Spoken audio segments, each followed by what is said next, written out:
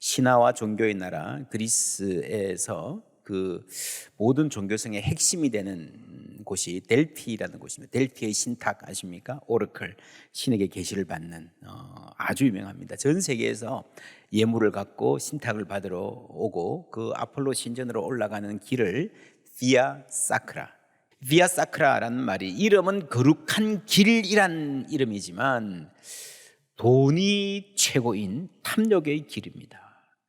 이곳에 신탁을 받으러 오는 왕들이 가장 궁금해했던 것 이슈 1번은 뭔가 하면요, 전쟁이에요.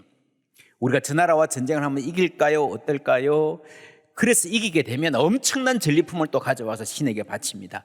전쟁이 많아질수록 이 종교는 장사가 잘 됩니다. 돈과 종교의 결탁에 전쟁과 정치가 끊임없이 기어드는 것이 고대의 일상이었습니다. 그런데 그리스도인들은 그리스도가 가신 길을 거룩한 길이라 이름하지 않았습니다. 슬픔의 길, 비아 돌로로사, 혹은 비아 크루치스, 십자가의 길입니다. 사실은 십자가의 길이라는 말도 있지만 비아 돌로로사, 슬픔의 길이라는 말이 우리에게 훨씬 더 잘 알려져 있습니다. 그게 어떤 뜻일까요? 이 십자가는 예수님의 것이다 싶지만요, 슬픔은 우리의 것이잖아요. 이사야 53장 4절 함께 읽습니다. 그는 실로 우리의 질고를 지고 우리의 슬픔을 당하였거늘 우리는 생각하기를 그는 징벌을 받아 하나님께 맞으며 고난을 당한다 하였노라. 예, 그리스도의 고난은 우리의 슬픔을 담당하신 고난입니다.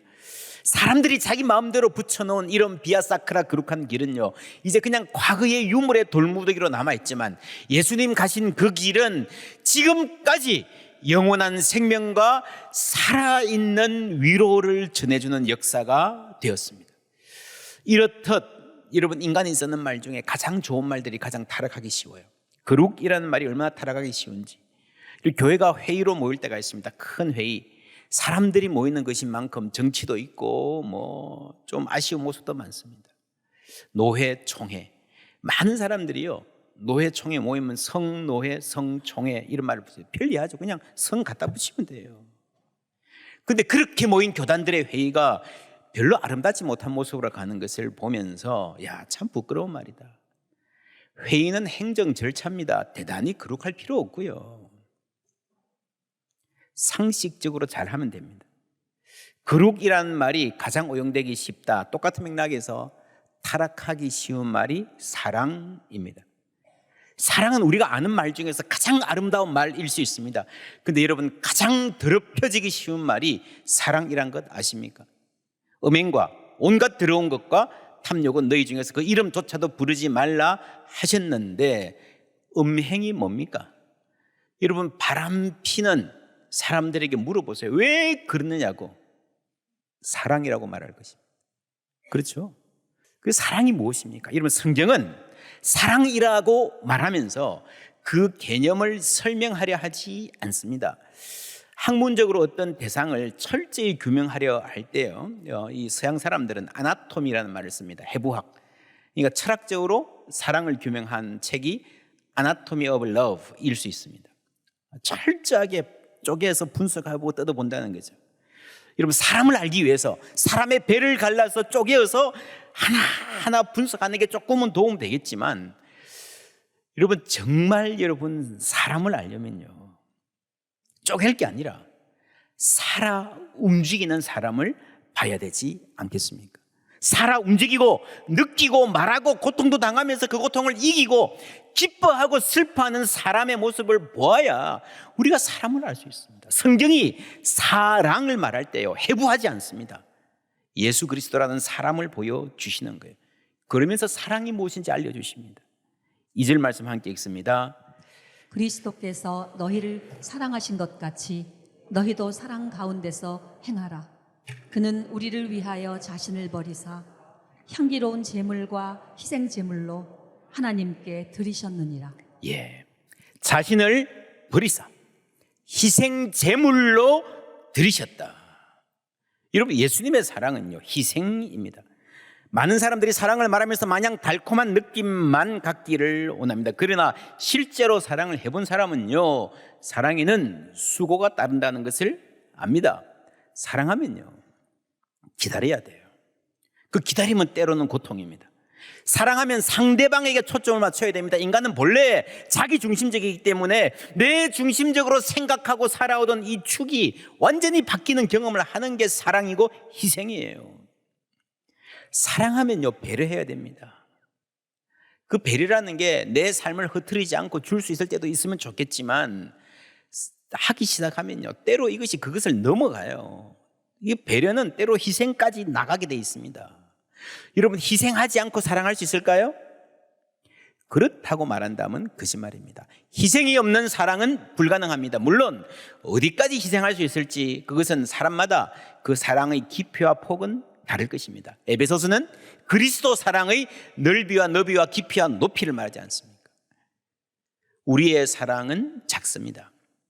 사실 우리는 대단한 희생 준비되어 있지 않습니다. 그러나 우리가 해야 될 사랑의 표준은 분명합니다. 어떤 사랑인지 보세요. 그는 우리를 위하여 자신을 버리사 향기로운 제물과 희생 제물로 누구에게? 하나님께 드리셨느니라. 여러분, 예수님은 우리 인간들을 위하여 자신을 버리셨는데 그것이 누구에게? 하나님께 예배가 되었다는 거예요. 놀라운 말입니다. 인간을 위하여, 우리를 위하여 십자가에 못 박히신 것이, 자신을 버리신 그 희생이 하나님 기뻐하시는 제사가 되었다는 거예요. 여러분, 인간을 위한 것이 하나님을 위한 것이라는 거죠. 교회에서 섬기는 모든 게 We are serving God by serving people입니다. 사람을 섬김으로써 우리는 하나님을 섬깁니다. 그렇죠? 우리가 주님을 섬긴다 그러지만 교회 와서 하는 봉사의 대부분은요, 사람을 섬기는 거예요. 교회 학교에 사이드를 가르치고, 주방에서 밥하고, 교회에서 커피 내리고, 주차 안내하고, 새가족부 사람들을 환영하고, 복음 들고 해외를 가서 사람들을 돌보고, 대부분 여러분 사람을 섬기는 거예요. 사람을 섬기고 사랑하면서 하나님을 섬기는 거예요. 그가 우리를 위하여 목숨을 버리셨으니 우리가 이로써 사랑을 알고, 무슨 말입니까? 예수님이 우리를 위하여 목숨을 버린 것을 알기 전까지는요, 사람들이 사랑을 모른다는 거예요. 사랑 그러지만 예수 그리스도의 희생적 사랑을 알 때야 참 사랑을 우리가 알 수 있습니다. 거기서 그치지 않고 우리도 형제들을 위하여 목숨을 버리는 것이 마땅한 수준까지 나가는 거예요. 이것이 복음입니다. 이것이 뗄래야 뗄 수가 없습니다.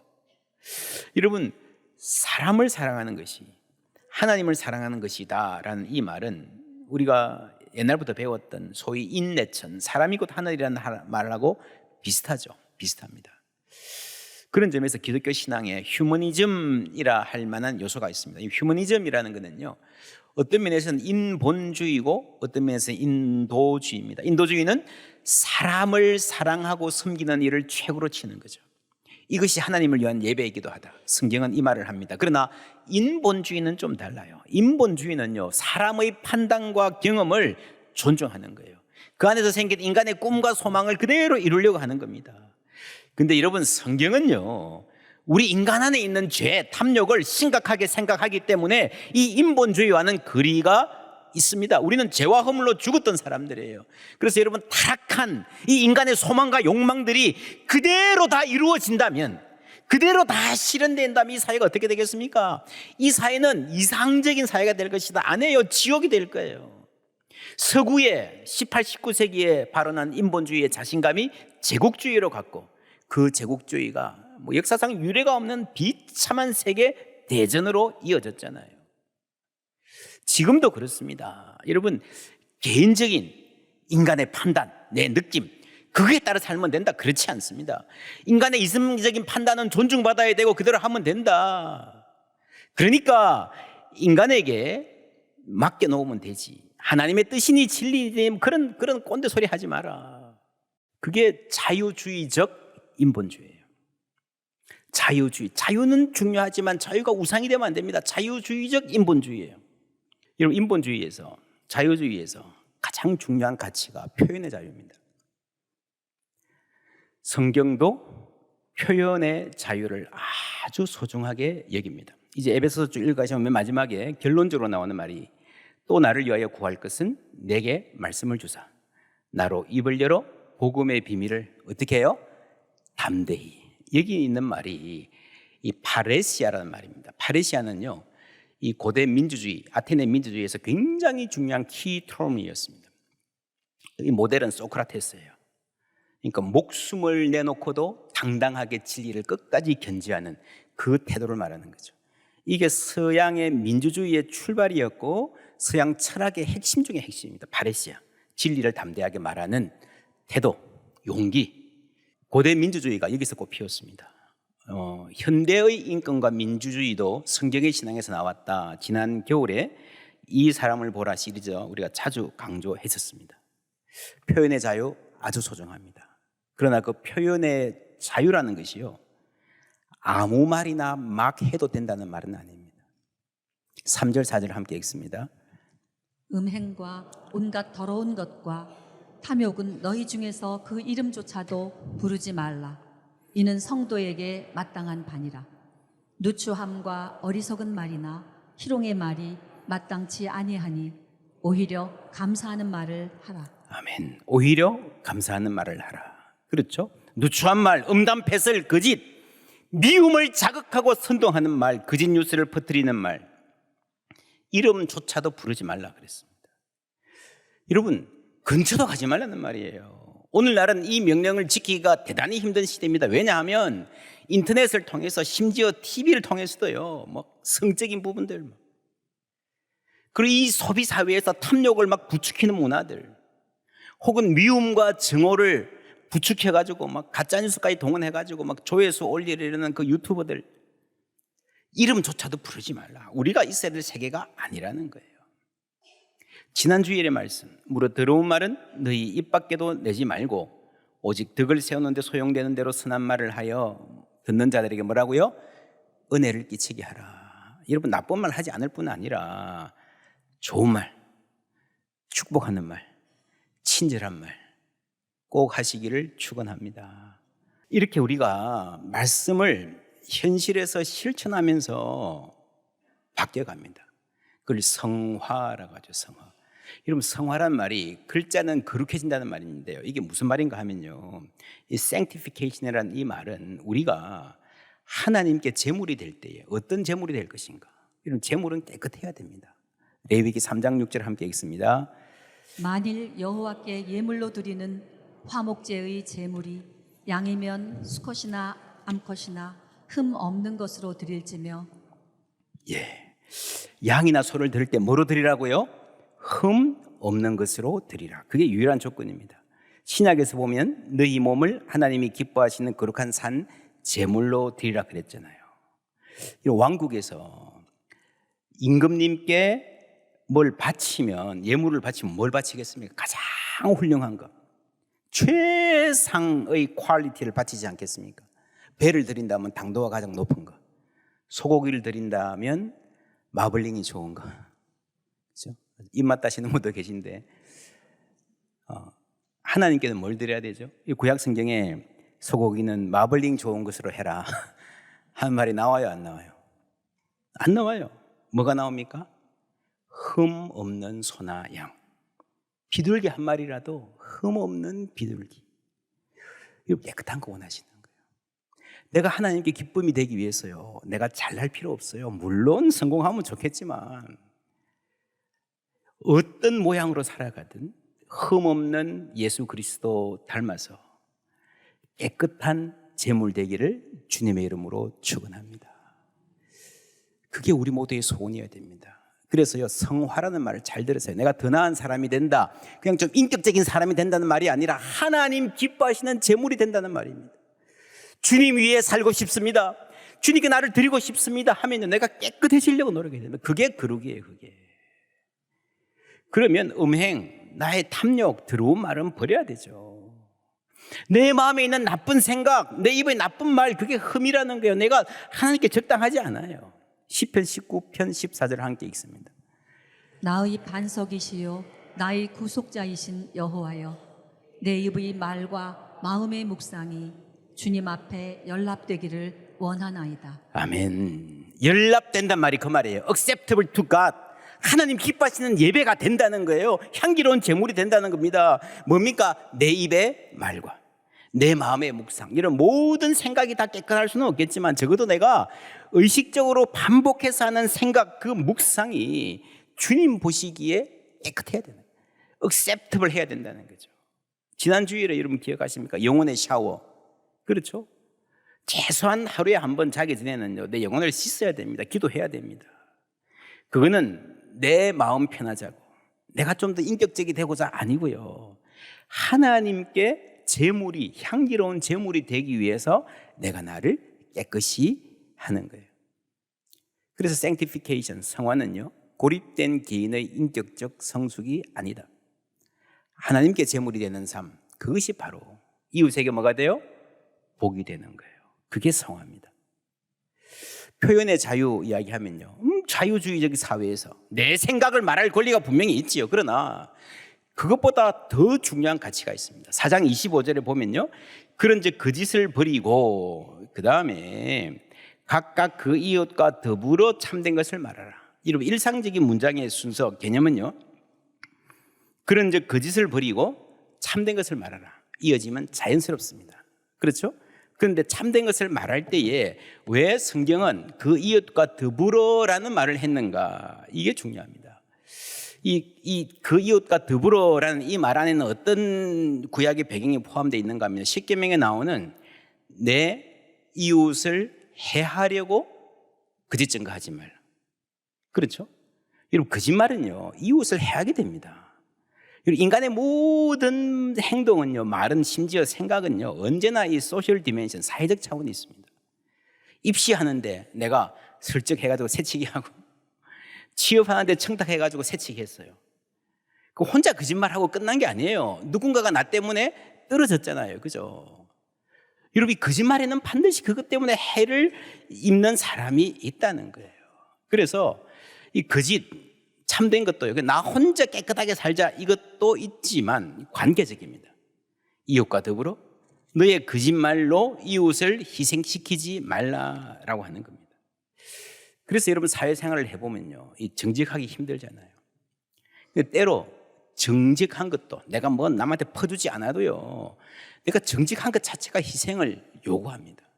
긴 시간을 지나놓고 보면 정직이 최선이었다는 것을 깨달을 때가 많습니다. 그러나 우리가 경험하는 순간순간은요, 일상은요, 정직하면 손해봅니다. 정직하면 바보 소리 듣습니다. 그래도 정직하라. 그래서 여러분, 사랑이 희생인 거예요. 내가 이웃에게 해를 끼치지 않기 위해서 정직한 것 자체가 여러분, 희생을 포함하는 거예요. 손해가 되어도 희생이 되어도 정직하라. 여러분, 그겁니다. 하나님의 계명은. 그 희생이 사회에 복이 될 뿐 아니라 하나님께 향기로운 제물이 된다는 것입니다. 그래서 성경은 하나님께 제물이 되는 삶하고요, 이웃에게 복이 되는 삶이 예배죠. 이웃에게 복이 되는 건 뭡니까? 선교죠. 이게 하나예요, 하나. 여러분, 이게 결코 또 교회 프로그램을 생각하면 예배냐 선교냐 그거 다 이러면 몰라서 하는 겁니다. 이게 하나예요, 하나. 이 세상, 우리 이웃들이 어떻게 살아갑니까? 우리가 이웃들의 삶에 조금만 관심을 가지면요, 지금 이 세상이 참 슬픔 가득한 세상이라는 것을 알게 됩니다. 예수님의 길은 거룩한 길이다, 안 그러고요, 슬픔의 길이었습니다. 하나님인 예수님이 그 슬픔의 자리에, 우리 슬픔의 자리에, 우리 눈물의 자리에 서셨다는 사실 자체가 우리의 가장 큰 위로가 되는 줄 믿습니다. 하나님 우리의 슬픔을 아시고 우리의 아픔을 기억하십니다. 그리고 우리를 위로하시는 예수님의 그 희생이 위로 올라가는 향기로운 제사가 되었습니다. 우리도 예수님을 닮았다면 이웃에게 위로의 사람으로, 그래서 우리의 위로도 위로 드리는 제사가 되기를 주님의 이름으로 축원합니다. 제가 그렇게 제목을 달았습니다. 위로, 그리고 밖으로. Go above and beyond. 이 말은 본래 영어에서는 굉장히 탁월한 어떤 사람을 위에서 놀고 저 멀리까지 뻗어가는, 이걸 신앙에 적용해 보면요, 정말로 우리의 삶이 위로 올려드리는 예배가 되어야 되고, beyond, 넘어가는, 울타리를 넘어가는, 인간적인 한계는 요것밖에 안 되는데 그걸 넘어가는 거죠. 여러분, 사람이 밖으로 가는 거 쉽지 않습니다. 인간은 본래 본성적으로요, 자기 중심적인 사람이거든요. 내 것 챙겨야 되고요, 우리를 위해서요. 교회도 우리 교회만요. 우리 교회는 처음부터, 시작할 때부터 우리만이 아니라 이 지역을, 이웃을, 다른 교회를 섬기는 아름다운 전통이 이어져감을 하나님께 감사드립니다. 계속해서 내부적으로는 아끼고 또 아끼고, 밖으로는 정말 필요한 일이라면 할 수 있는 만큼 최선을 다해서 함께 참여하는 것이 우리 교회 사역의 아주 중요한 방향입니다. 이게 싸움이에요. 안일한 거, 우리끼리 편하고 싶은 거, 그리고 탐욕과 싸우는 것입니다. 5절 말씀 함께 읽습니다. 너희도 정녕 이것을 알거니와 음행하는 자나 더러운 자나 탐하는 자 곧 우상 숭배자는 다 그리스도와 하나님의 나라에서 기업을 얻지 못하리니. 예, 이런 음행하는 자, 더러운 자, 탐하는 자, 하나님 나라에 들어가지 못합니다. 왜냐? 그것은 우상 숭배이기 때문이다. 하나님과 재물을 동시에 섬길 수 없다, 예수님 분명하게 말씀하셨습니다. 그렇죠? 음란 마찬가지입니다. 하나님이 금하신 이름에도 이 분명한데도 불구하고 계속해서 그 쾌락의 자리에 머물러 있는 것은요, 그것을 쾌락의 노예가 돼서 쾌락을 섬기는 것입니다. 이 우상 숭배이기 때문에 심판받을 것입니다. 우리 모두가 이런 탐욕과 쾌락과 유혹의 세상에 노출되어 살아갑니다. 내 속에도 약한 마음, 내 속에도 이기심이 있습니다. 어떻게 이길 수 있을까요? 갈라디아서 5장 24절 함께 읽습니다. 그리스도 예수의 사람들은 육체와 함께 그 정욕과 탐심을 십자가에 못 박았느니라. 아멘. 예, 이것이 답입니다. 예수 그리스도의 십자가에 정욕과 탐심을 못 받게 하시는 은혜가 있을 때에 우리는 그 죄와의 싸움에서 이길 수 있을 줄 믿습니다. 우리 그 이기심을 넘어서는, 그래서 비욘드, 넘어가고요, 위로 하나님께 영광 돌리는 향기로운 제물로 살 수 있는 거예요. 로마인들이 말했던 거룩한 길, 비아 사크라에서는 메멘토 모리라는 말을 했습니다. 죽음을 기억하라. 네가 지금 영광을 누리지만, 승리에 취해 있지만 언젠가는 죽을 것이다 라고 권고했습니다. 빛나는 지혜입니다. 좋은 말입니다. 그러나 그 말이 그들을 겸손하게 못했어요. 여러분, 세계를 향한 전쟁을 다 이기고 평화를 막 달성하고 나니까요, 자기들끼리 싸워요. 자기들끼리 서로 황제가 되겠다고 막 얼마나 치고받고 싸우는지 모릅니다. 그들은 알았지만 못했어요. 죽을 거라는 걸 그렇게 들었지만 죽음을 준비하지 못했습니다. 팍스 로마나를 말하면서도 인간 안에 있는 폭력성을 해결하지 못했습니다. 결국 그 로마 제국이 그리스도 앞에 무릎을 꿇었다는 거, 안 된다는 거예요. 그것으로 우리가 해야 될 말은요, 내가 죽을 거란 사실이 아니에요. 그건 한계가 있습니다. 메멘토 모리 크리스티, 그리스도의 죽음을 기억하는 것입니다. 여러분, 우리는 다 이해적인 사람들입니다. 우리는 다 연약한 사람들입니다. 그러나 우리가 그리스도의 사랑 안에 있기 때문에, 그 사랑을 받았기 때문에 우리가 받은 그 사랑을 기억할 때에, 그리스도의 죽음을 기억할 때에 우리의 정욕과 탐심과 이기심과 음란을 이길 수 있는 힘 주실 줄 믿습니다. 우리의 정과 욕심을 십자가에 못 박고 깨끗한 제물, 향기로운 제물로 살아갈 힘 하나님 주실 것입니다. 바로 그 삶이 이웃에게 복이 되는 삶입니다.